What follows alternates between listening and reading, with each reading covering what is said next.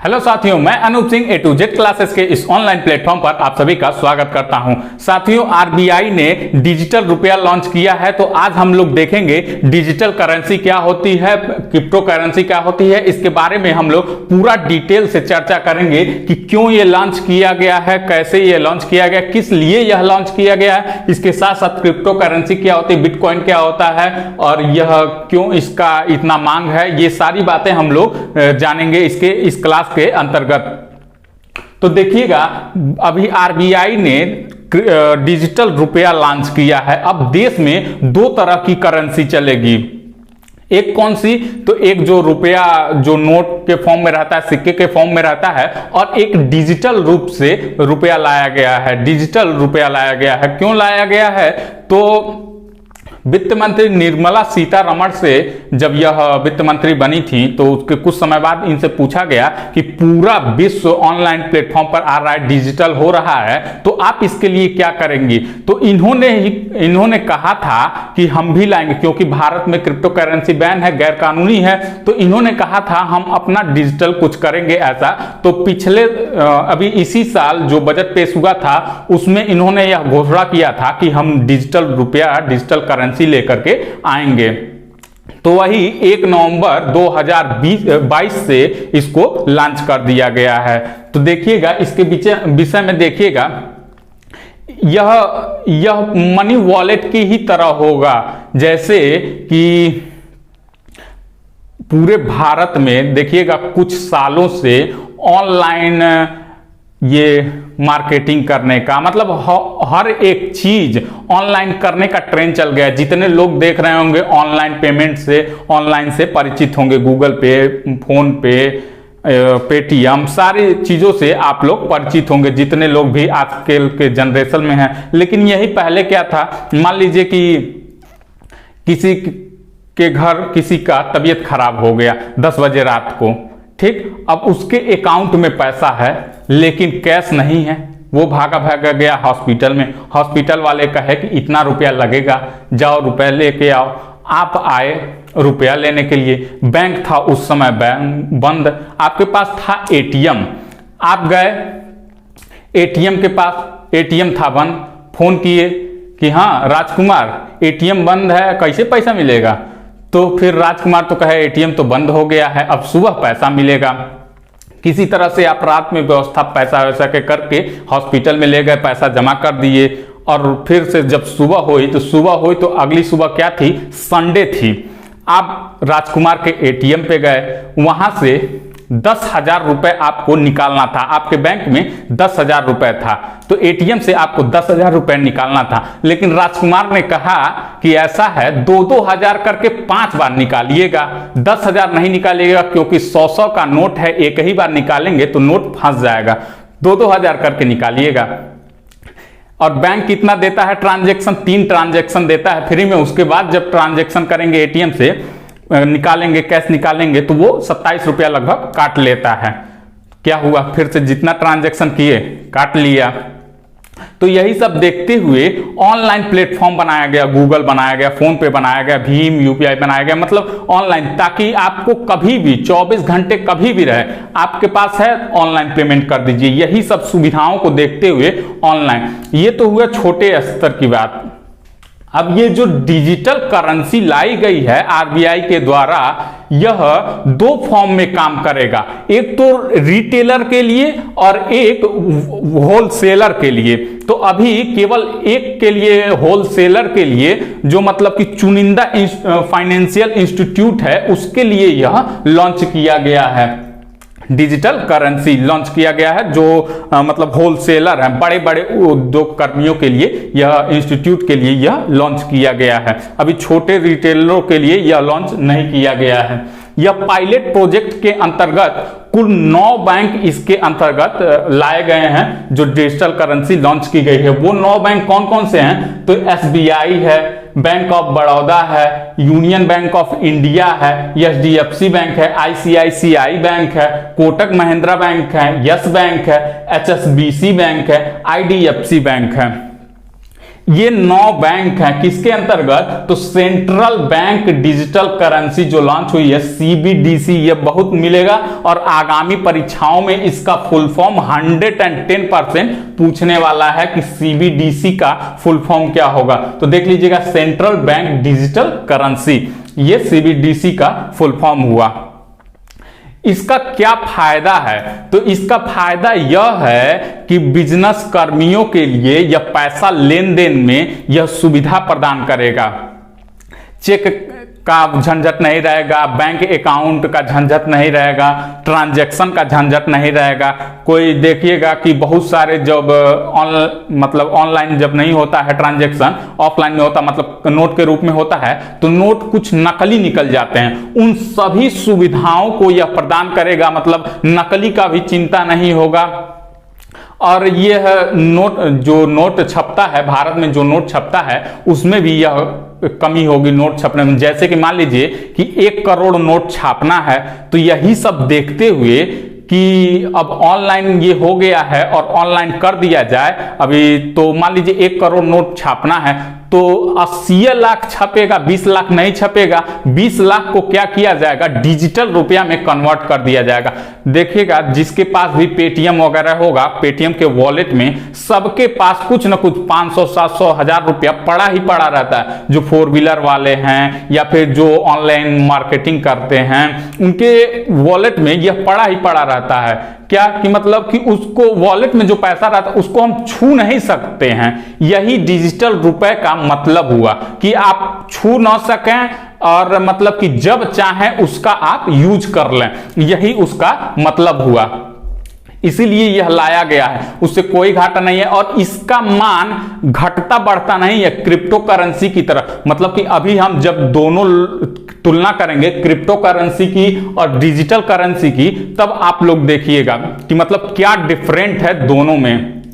इसका मान कम नहीं, मान लीजिए आपके वॉलेट में 10 रुपया है तो वो 10 रुपया रहेगा। ये नहीं कि कभी क्रिप्टो करेंसी बिटकॉइन की तरह की उसका मान कम हो जाएगा, चाहे 10 रुपया 20 रुपया बन जाएगा, नहीं ऐसा नहीं है। वो 10 रुपया 10 ही रुपया रहेगा और यह सरकार की नजर में रहेगा। इससे क्या होगा कि जो टैक्स चोरी करने वाले थे इन सब पर नजर रखेगी सरकार, नजर रखेगी, बैंक नजर रखेगी। और मतलब कि जो ये ऑफलाइन में लेन देन कर लेते थे, ऑनलाइन पता नहीं चलता था कि कहां पैसा गया, यह सारा डेटा सरकार के अंतर्गत रहेगा कि आप मतलब कि कहां पैसा कितना कहां ट्रांसफर कर रहे हैं, कहां से आपके अकाउंट में आ रहा है, यह सारा डाटा बैंक के पास रहेगा। जिस भी बैंक में आपका अकाउंट होगा यह सारा डाटा। लेकिन वहीं अगर हम क्रिप्टो करेंसी की बात कर रहे हैं तो क्रिप्टो करेंसी ये पूरी तरह प्राइवेट करेंसी है। मतलब इसके अंतर्गत कई सारे करेंसी आते हैं, जैसे बिटकॉइन, यूएस कॉइन, पॉलीगन, थेथर मत समझ लीजिए, वैसे समझ भी लीजिए थेथर, क्योंकि थेथर तो है ये है सब। क्यों? क्योंकि इसका मान ऊपर नीचे होता रहता है। मान लीजिए कि 10,000 है आपके अकाउंट में, 10,000 बिटकॉइन है, तो उसका मान कभी ज्यादा रुपया हो जाएगा, रुपए में कन्वर्ट करेंगे तो ज्यादा हो जाएगा, कभी कम हो जाएगा। इसका मान दिन में ही चढ़ता उतरता रहता है। तो एक प्रकार से थेथर ही है, तो कह सकते हैं थेथर, लेकिन वो तेथर है, ध्यान दीजिएगा। यह पूरी तरह से गैर कानूनी है। इससे क्या होता है कि जो टेरर फंडिंग होती है, ये सब क्रिप्टो करेंसी के, अभी बीच में देखिएगा कि बीच में क्या हुआ था, कुछ लोग इसको खरीद लिए थे। पहले इसके अंतर्गत जो मुद्राएं आती हैं जैसे बिटकॉइन है, पहले लोग बिटकॉइन खरीद लिए थे, 1 रुपया 2 रुपया में एक बिटकॉइन मिल जाता था। लेकिन अभी उसका दाम 50 लाख 52 लाख ऐसे हो गया है। पहले 1 रुपया वही ना लोग 1-2 रुपया में खरीद लिए थे, तो वही इस समय लोग करोड़पति बन गए हैं। अभी 2010 में एक बिटकॉइन का दाम 40 से 45 रुपया था। 2010 की बात कर रहे हैं, 40 से 45 रुपया। और जो 2010 में मान लीजिए 2 ही बिटकॉइन खरीदा होगा 80-90 रुपए का, वो जाकर के इस समय 1 करोड़ रुपया बन गया। अब तो वो करोड़पति हो गया, मात्र 100 रुपए से 1 करोड़ हो गया। तो इसकी कीमत अचानक से बढ़ गई। कैसे बढ़ी? टेस्ला वाले जो एलन मस्क हैं, एलन मस्क जो ट्विटर के अभी मालिक हुए हैं, नए नए मालिक हुए हैं एलन मस्क, उन्होंने कह दिया कि हम अपना कार, जो टेस्ला कंपनी कार बनाते हैं, उन्होंने कह दिया हम अपना कार क्रिप्टो करेंसी में बेचेंगे। अचानक से इसका दाम बढ़ गया, लोग भागे भागे भागे भागे गए क्रिप्टो करेंसी खरीदने लगे, इसका दाम और बढ़ गया। फिर उन्होंने कह दिया कि ऐसा है कि हम बिटकॉइन में अपनी कार को नहीं बेचेंगे, फिर इसका मान घट गया। तो उसका ही मान देख करके, वही सब देख करके भारत सरकार ने, वित्त मंत्री ने, आरबीआई ने यह फैसला किया कि ये सब क्यों करें, ये इलीगल है, हम लीगल तरीके से लाएंगे, उसका मान घटेगा बढ़ेगा नहीं, स्थिर रहेगा, इसका मान स्थिर रहेगा। 10,000 है तो 10,000 होगा, इसकी तरह से नहीं। इसको लाने वाले बिटकॉइन के जनक थे, यह बहुत इंपॉर्टेंट है, क्योंकि बिटकॉइन का नाम तो आप लोग सुने होंगे लेकिन इन सब का नाम नहीं सुने होंगे। बिटकॉइन के जनक सातोशी नाकामोतो, यह लेडीज हैं कि जेंट्स हैं या कुछ भी पता नहीं। अगर आप लोगों को पता है तो कमेंट बॉक्स में हाँ कहिए, और डिस्क्रिप्शन बॉक्स में एक व्हाट्सएप नंबर दिया गया है, आप अगर देखे हो इनको तो वहां पे व्हाट्सएप पे आप इनकी फोटो भेज सकते हैं। कुछ भी पता नहीं कि सातोशी नाकामोतो यह लेडीज हैं कि जेंट्स हैं, किस देश के हैं, कुछ भी पता नहीं। जितने भी बिटकॉइन अभी तक हैं उसका आधा किसके पास है? आधा सातोशी नाकामोतो इसी के पास है। सोचिए कितना रुपया यह रखा होगा, जबकि इसका पता नहीं है कि यह है कौन। यह इलीगल तरीका है, अगर टेरर फंडिंग करना है तो यह इलीगल तरीका है, इसके मनी लॉन्ड्रिंग के तहत यह लीगल तरीके में कन्वर्ट किया जाता है। यह सातोशी नाकामोतो 2009 में एक ऐप के तहत यह बिटकॉइन लाए थे। ऐप का नाम था जेब पे। बिटकॉइन आपको खरीदना है तो यह जेब पे नाम का एक ऐप है, इसको बनाना पड़ेगा और यूजर नेम आईडी पासवर्ड इसका बनाना पड़ेगा। इसमें क्या है कि किसी को ट्रांसफर करना है तो वो जो ट्रांसफर करेगा वो, और जिसके में ट्रांसफर करेगा वो, यही दोनों लोग जानेंगे। बाकी बिचौलिए का झंझट नहीं, कोई कुछ पूछने वाला नहीं, कितना आपने ट्रांसफर किया, कब किया, टैक्स का मामला खत्म, कुछ भी मालूम नहीं कहां ट्रांसफर। इसमें घाटा क्या है? मान लीजिए कि हम किसी को ट्रांसफर कर रहे हैं और उसका जो यूजर आईडी पासवर्ड न हो करके किसी और का पड़ गया, तब तो वो गया दूसरे में, अब उसका पता नहीं कहां गया है, कैसे गया है, और कोई कुछ करने वाला भी नहीं है। इसमें है बैंक से अकाउंट नंबर में आप ट्रांसफर करते हैं। मान लीजिए कि अकाउंट नंबर गलत हो गया तो आप अपने बैंक में जाकर के कह तो सकते हैं कि ये अकाउंट नंबर गलत हो गया है, ऐसे नहीं ऐसे है, ये नहीं ये है, आप वहां कह सकते हैं। लेकिन यहाँ पे कुछ भी नहीं, किसी से भी नहीं। ये कि अब दोनों की तुलनाएं हम लोग देख लेते हैं। इसको हम लोगों ने देखा कि डिजिटल करेंसी क्या है और क्रिप्टो करेंसी क्या है। एक बिटकॉइन इसका सबसे छोटा रूप है सातोशी। जैसे कि 1 रुपया में 100 पैसा होता है, पैसा भी एक यूनिट है, तो वैसे ही सबसे छोटा यूनिट है सातोशी। ठीक, तो एक बिटकॉइन में 10 करोड़ सातोशी होता है। एक बिटकॉइन में 10 करोड़ सातोशी होता है, ये आप लोग ध्यान दीजिएगा। अगर हम इन दोनों की तुलना की बात करें कि डिजिटल करेंसी और क्रिप्टो करेंसी, आई होप यह पूरा डिजिटल करेंसी और क्रिप्टो करेंसी में आप लोगों को समझ में आ गया होगा। अगर हम तुलना की बात कर रहे हैं तो यह देखिएगा, क्रिप्टो करेंसी यह गैर सरकारी है, जबकि इसको हम कह सकते हैं कि यह सरकारी है। यह इलीगल है लेकिन यह डिजिटल करेंसी लीगल है। यह डिजिटल करेंसी सरकार के कंट्रोल में रहेगा, सरकार की देखरेख में रहेगा, लेकिन सरकार से इसका कोई नाता नहीं है। कहां से भेजा जा रहा है, किसके में जा रहा है, किसी को कुछ पता नहीं। एक पासवर्ड के जरिए यह पूरा ट्रांजैक्शन हो जाता है। कोई चोरी भी नहीं कर पाएगा इसको, कहीं कुछ नहीं, बस सिक्योरिटी की जरूरत। वो भी सिक्योरिटी का, कोई चोरी कर लेगा, पासवर्ड तो हमें मालूम है, पासवर्ड नहीं ले जाओगे तो कैसे क्या करोगे, कुछ नहीं कर पाओगे, इससे कोई दिक्कत नहीं है।